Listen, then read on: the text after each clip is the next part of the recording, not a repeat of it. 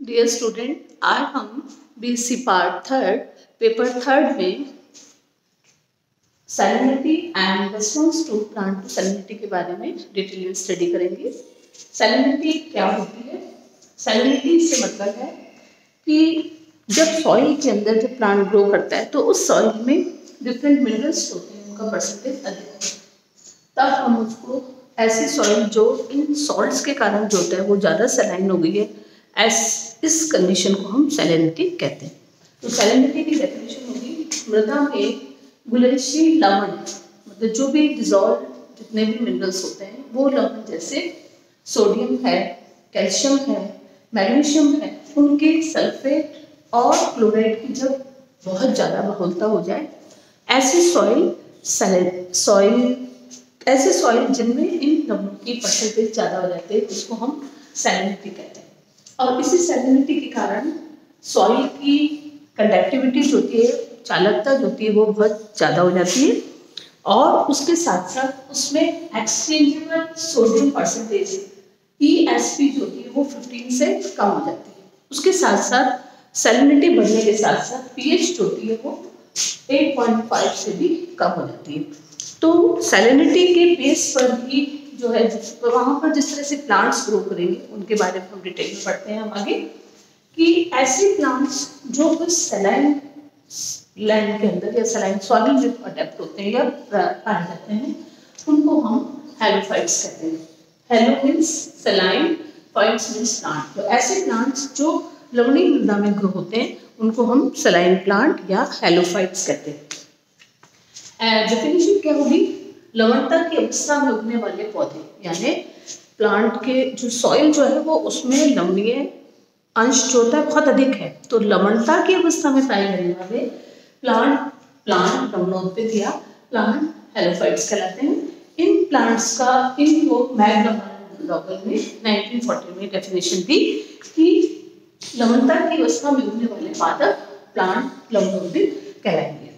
इस प्रकार से जब हम देखते हैं कि ये जो लवण में जो पाए जाने वाले पौधे होते हैं उनका क्या कैरेक्टरिस्टिक्स फीचर्स होते हैं, तो ये पादप जो होते हैं जिस मृदा में लवणोद्भिद जिस मृदा के अंदर जैसे सोडियम के क्लोराइड्स हैं या मैग्नीशियम क्लोराइड है या मैग्नीशियम सल्फेट है, इसकी परसेंटेज बहुत ज़्यादा होगी, तब उस सॉइल के अंदर जो होता है उसका OP भी ज़्यादा होगा, ऑस्मोटिक परसेंटेज जो होती है उसको ऑस्मोसिस परासरण सांद्रता भी अधिक हो जाती है। तो इसलिए उन प्लांट्स के जो ऐसी जगह पर जहाँ पर OP बहुत ज़्यादा बढ़ गया तो उन प्लांट्स को वाटर एब्जॉर्प्शन में बहुत अधिक दिक्कत होती है, बाधा पहुँचती है, और ये इसलिए वहाँ की जो सॉइल जो होती है वो कायिक शुष्कता या फिजियोलॉजिकल ड्राइड हो जाती है। इस दृष्टि से लवणोद्भिद की डेफिनेशन दें तो ये वो पादप होते हैं जो भौतिक रूप से नम और कायिक दृष्टि से शुष्क स्थलों पर पाए जाते हैं। यानी भौतिक, अगर हम फिजिकल कंडीशन में देखेंगे तो भौतिक रूप में तो है वहाँ पे वो वेट लैंड है, नम है, जबकि अगर हम फिजियोलॉजिकल दृष्टि से देखेंगे तो वहाँ पर वो ड्राई स्थलों पर पाए जाते हैं। मैकडॉगल ने ही ये डेफिनेशन दी। इसके बाद स्टीकर के अनुसार जब सॉइल के अंदर 0.5% से अधिक घुलनशील लवण होते हैं तो मृदीय कारकों में लवण अत्यधिक महत्वपूर्ण होते हैं, लेकिन अगर इससे परसेंटेज ज़्यादा हो जाती है तो वो प्लांट जो होते हैं वो ज़्यादा लवणीय होंगे। समुद्र जल में लवणों की मात्रा जो अगर हम देखते हैं तो वो होती है 3.4% होती है। कुछ विशेषकर ऐसी झीलें हैं, राजस्थान की लवणीय झीलें हैं जिनमें लवण की परसेंटेज होती है वो 10 to 15% होती है। ऐसी भूमि जो होती है वो फिजियोलॉजिकल ड्राई लैंड कहलाती है। इस प्रकार से भारत में समुद्र किनारों पर देखें या राजस्थान में सांबर, पंचप्रदा, डीडवाना अगर देखें तो वो सारे ऐसे एरिया हैं जहाँ पर लवणीय झीलें पाई जाती हैं और उन झीलों के अंदर लवण की परसेंटेज बहुत अधिक होती है। इस प्रकार मरुस्थल में पाई जाने वाली लवणीय मृदाएं शुष्क, किंतु झीलों और समुद्रों के किनारे वाली मृदाएं जो होती है वो वाटर लॉस्ड हो जाती है। यानी अगर मरुस्थल में अगर लवणीय झीलें हैं तो वो तो वहाँ पर तो होंगी, वो वहाँ की मृदाएं शुष्क हो जाती हैं, जबकि झीलों और समुद्रों के किनारे की जो मृदा जो होती है वो वाटर लॉस्ड हो जाती है। इस प्रकार से इन परिस्थितियों में जीवित रहने के लिए लवणोद्भिद में कई उनको रिस्पॉन्सेस करने पड़ते हैं, जिसके कारण वे आवश्यक अनुकूलन मिलते हैं। नेक्स्ट है अकरेंस ऑफ हेलोफाइट्स। उससे पहले हम पढ़ते हैं classification of halophytes. According to Warne, halophytes जो होते हैं वो 4 प्रकार के हेलोफाइट्स होते हैं। फर्स्ट है लिथोफिलस, सेकेंड है सेमोफिलस, फिर नेक्स्ट है पीडियोफिलस एंड हेलियोफिलस हेलोफाइट। इस प्रकार से हम क्लासिफिकेशन ऑफ जब हेलोफाइट्स का देखते हैं तो हेलोफाइट्स हमारे 4 प्रकार के होते हैं। फर्स्ट होता है लिथोफिलस, यानी समुद्र के पास चट्टानों पर उगने वाले, समुद्र से के पास जो चट्टानें होती हैं उन पर उगने वाले पौधे होते हैं वो लिथोफिलस हेलोफाइट्स कहलाएंगे। और जैसे सेमोफिलस हेलोफाइट्स से नाम से समझ पता लगता है कि ऐसे जो बालू मृदा के अंदर, बालू वाली जो बालू मिट्टी के अंदर रेत वाले क्षेत्र में पाए जाने वाले लवणोद्भिद जो होते हैं उनको हम सेमोफिलस हेलोफाइट्स कहते हैं। इसी प्रकार से सेमोफिलस हेलोफाइट के बाद आता है पीडियोफिलस के अंदर आता है जिसमें क्ले की मात्रा अधिक हो। पीडियोफिलस हेलोफाइट्स ऐसे होते हैं जिनमें क्ले की मात्रा अधिक और लोम जो होता है वो अधिकता वाली दोमट, यानी दोमट जो है लोम के अंदर जब क्ले की परसेंटेज ज़्यादा होगी तो ऐसे प्लांट्स जो होते हैं वो क्या कहलाएंगे, उस ऐसी जगह पर उगने वाले पौधे पीडियोफिलस हेलोफाइट्स कहलाएंगे, यानी लोम में क्ले का परसेंटेज ज़्यादा। जिससे होता है हेलियोफिलस हेलोफाइट्स जो होते हैं वो ऐसे प्लांट्स होते हैं जो जलदली तथा स्थिर जल या समुद्री किनारों पर लवणीय स्थलों पर पाए जाते हैं, वो हेलियोफिलस कहलाते हैं। और इनमें से भी ये भी 2 प्रकार के होते हैं।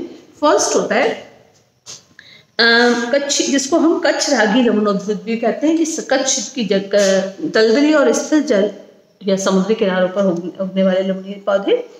इनमें भी ये 2 प्रकार के होते हैं। फर्स्ट होता है हेलियोफिलस हेलोफाइट्स 2 प्रकार के होते हैं, सॉल्ट स्वॉर्म हेलोफाइट्स और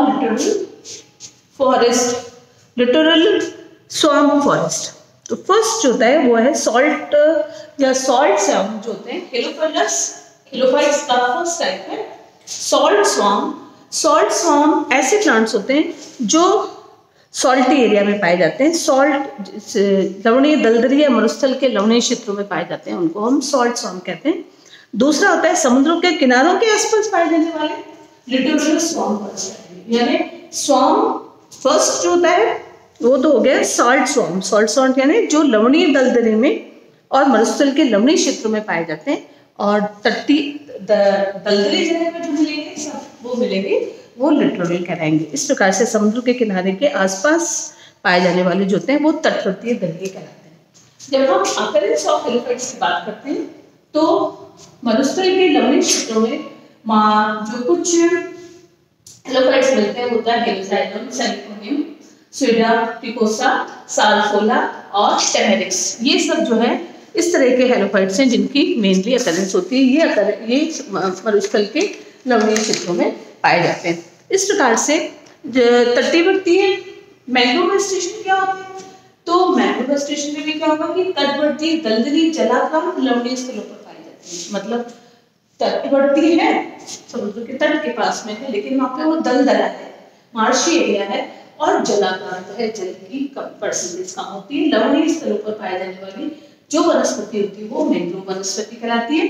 और इनमें इंडिया में अगर हम इस तरह का वेजिटेशन देखें तो वो है इंडिया के अंदर मुंबई में एलिफेंटा केव के आसपास, केरल के समुद्रों के किनारे के पास, अंडमान निकोबार के पास, ये सारी जगह जो होती हैं वो वहाँ मैंग्रोव वेजिटेशन मिलता है। इसी प्रकार से वहाँ पर उगने वाले जो प्लांट्स होंगे वो है सोनेशिया, एसिडिया, राइजोफोरा, एविनिया आदि।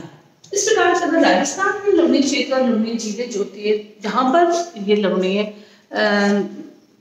लवणोद्भिद ज़्यादा मिलते हैं उनके एग्जाम्पल होंगे, जैसे झीलें हैं समुद्र में राजस्थान में, सांभर है, पंचपदा है, डीडवाना है, वहाँ पर पाए जाने वाले जो हेलोफाइट्स होंगे वो होंगे चिनोपोडियम, हेलोजाइलोन एंड साल्फोला होते हैं। तो इस प्रकार से ये वाले जो हमारे एग्जाम्पल हैं कि इनकी अकरेंस क्या क्या होती है। हेलोफाइट्स की अकरेंस इंडिया में कहाँ पर है और राजस्थान में कहाँ पर होती है। अब उसके बाद हम पढ़ते हैं कि वेसेल के अनुसार उन्होंने हेलोफाइट्स को लवणीय मृदा एवं खारे दलदली पालक के आधार पर हेलोफाइट्स को उन्होंने भी दो तरीके से, दो भागों में बांटा। एक तो होते हैं हेलोफाइट जो स्यूडो कहलाते हैं, वास्तविक लवणोद्भिद नहीं है, उनको हम क्या कहेंगे, आभासी लवणोद्भिद। तो वेसल ने 1972 में दो प्रकार के हेलोफाइट्स बताए, एक होता है स्यूडो हेलोफाइट्स और एक होता है यू हेलोफाइट्स।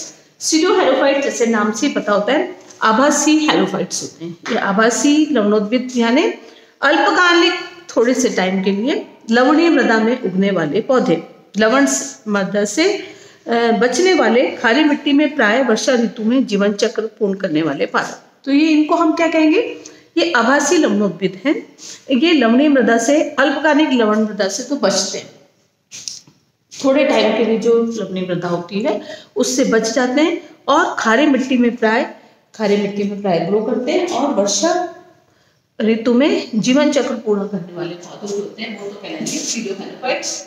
और एक लास्ट नंबर जो होता है, सेकंड नंबर, वो कहलाएगा वास्तविक हेलोफाइट्स, जिसको यू हेलोफाइट्स कहते हैं। ये वास्तव में लवण के अंदर, वो तो बच गए, जो नाम दे दिया केवल अल्पकालिक थोड़े से टाइम के लिए थे, लेकिन ये ऐसे होते हैं जो रहते ही लवण में हैं। इनको हम क्या कहेंगे, वास्तविक लवणोद्भिद या यू हेलोफाइट्स कहेंगे। ये भी दो प्रकार के होते हैं, एक तो सैलिनिटी रेजिस्टेंस प्लांट होते हैं, या तो लवणता को बिल्कुल प्रतिरोधकता करते हैं उसकी, या लवणता रिक्वायरमेंट प्लांट होते हैं। तो दो प्रकार के यू हेलोफाइट्स भी दो प्रकार के होंगे, एक तो सैलिनिटी रेजिस्टेंट प्लांट जिनको लवण प्रतिरोधी प्लांट कहते हैं, और दूसरा है सैलिनिटी रिक्वायरिंग प्लांट, यानी जिनको लवण की अधिक आवश्यकता वाले प्लांट हैं, जिनको रिक्वायर करती है ऑक्सीजन, जिनको लवण की रिक्वायरमेंट होती है। तो इस प्रकार से यू हेलोफाइट्स जो है वो दो प्रकार के होते हैं, salinity resistant plant and salinity requiring plant. अब हम देखते हैं कि सैलिनिटी रेजिस्टेंट प्लांट जो होते हैं वो कितने प्रकार के होते हैं। इनके अंदर भी इनको फर्दर सैलिनिटी रेजिस्टेंट प्लांट होते हैं, प्रतिरोधी प्लांट हैं, इनको फर्दर फिर डिवाइड करते हैं salinity enduring plant, salinity secreting plant and salinity enduring plant. तो सैलिनिटी इवेड किया जिन्हें जल पलायन हो गया, ये लवण पलायन करना मतलब ये लवण ग्रहणी नहीं करते, रेजिस्टेंट हो गए, ये उन लवणों को ग्रहण नहीं करते और ना ही लवण की मात्रा इनकी पत्तियों में संग्रहित होती है। यानी जब लवण ग्रहण करेंगे तो उनकी लीव्स के ऊपर उनका एक्यूमुलेशन भी नहीं होगा। इस प्रकार से ये प्लांट होते हैं, वो एग्जाम्पल होता है राइजोफोरा। तो इस प्रकार से सैलिनिटी रेजिस्टेंट प्लांट का फर्स्ट टाइप हो गया सैलिनिटी इवेड कर दिया, पलायन हो गया। सेकेंड है सिक्रेटिंग, सैलिनिटी सिक्रेटिंग प्लांट में वो ऐसे प्लांट्स होते हैं जो क्या करते हैं, ये लवण संग्रहण हेतु विशिष्ट प्रकार के ऊतक एवं लवण स्राव करने की क्षमता रखते हैं। यानी उन लवणों को ग्रहण करते, मतलब रह तो रहे लवण के अंदर, तो उन लवणों का संग्रहण करने हेतु इनमें विशेष प्रकार के ऊतक और लवण को स्राव करने वाली क्षमता होती है। सिक्रेटिंग, लवण को सिक्रेट करने वाले प्लांट, तो ऐसे प्लांट सैलिनिटी सिक्रेटिंग प्लांट कहलाएंगे। एग्जाम्पल है टैमेरिस, जैसे हम देखते हैं कि इमली है, इमली की पत्ती के ऊपर है, इमली का फ्रूट है, इमली का सारा सब चीज जो होते हैं उनमें अपने को खट्टा स्वाद होती है। तो ये हो गया, उनमें विशेष प्रकार के लवणों को सिक्रेट करने वाला टिश्यू या उसमें लवण स्राव करने की क्षमता ही होती है, उसको सैलिनिटी सिक्रेटिंग कहते हैं। दूसरा होता है सैलिनिटी इंड्यूरिंग है, ये अधिक लवणता को सहन करने, एंड्योर कर लेते हैं। ये ऐसे यू हेलोफाइट्स हैं जो उस लवणता को ग्रहण करने की क्षमता रखते हैं, यानी जितनी भी अधिक लवण होगी उसको वो ग्रहण करेंगे, वो सैलिनिटी एंड्यूरिंग कहलाएगा। उसको हम कहेंगे सैलिनिटी एंड्यूरिंग प्लांट, जो स्वेडा एग्जाम्पल है स्वेडा। तो इस प्रकार से स्यूडो हेलोफाइट्स और यू हेलोफाइट्स हमने पढ़े। हेलोफाइट्स, यू हेलोफाइट्स जो है वो है सैलिनिटी रेजिस्टेंट प्लांट, जिसके अंदर तीन टाइप के हमने पढ़े। सैलिनिटी इनक्यूबेटिंग है, पलायन कर दिया, या सिक्रेटिंग टिश्यू किया जिससे लवण को सिक्रेट किया। तीसरा सैलिनिटी इंड्यूरिंग प्लांट है, जो कि लवण की हाई परसेंटेज ऑफ सॉल्ट है उसको सहन करने की क्षमता जो होती है वो सैलिनिटी इंड्यूरिंग करेंगे। एग्जाम्पल होता है सालसोना। स्वेडा और सारसोला। इसके बाद नेक्स्ट आता है यूहेलोफाइट्स में सैलिनिटी रिक्वायरिंग प्लांट है। सैलिनिटी रिक्वायरिंग प्लांट यानी ऐसे हेलोफाइट्स जो लवण की आवश्यकता वाले पादप होते हैं, वो रिक्वायर करते हैं, उनको भी हम दो भागों में बांटते हैं, obligate saline plant and facultative saline plant. Obligate plant होते हैं जिनको पूरे तरीके से, जैसे हम कह रहे हैं विकल्पी और अविकल्पी। अविकल्पी यानी अब कोई इनको बिना लवण के ये अपना जीवन व्यतीत नहीं कर सकते, यानी इन पादपों को जीवन चक्र पूरा करने के लिए लवणीयता की आवश्यकता होती है, वो कहलाएंगे ऑब्लिगेट सलाइन प्लांट, जिनको जरूरत है। लवण नहीं होगा तो उनका जीवन चक्र पूरा नहीं होगा। इसका एग्जाम्पल है सैलिकॉर्निया। इसी प्रकार से सेकेंड जो है एग्जाम्पल है हमारा कि सेकेंड होता है फैकल्टेटिव सलाइन प्लांट। ये वृद्धि हेतु लवणता पाई जाती है। इन पादपों की ग्रोथ के लिए तो लवणता पाई जाती है, किंतु लवणता की अगर मात्रा कम भी हो जाए या अनुपस्थित हो तो इसको वो अपना जीवन चक्र पूरा कर लेते हैं। इसका मतलब है कि ये इनके लिए वो अविकल्पिक है, बिल्कुल फोर्सली जरूरी नहीं है चाहिए कि लवणता होनी ही चाहिए।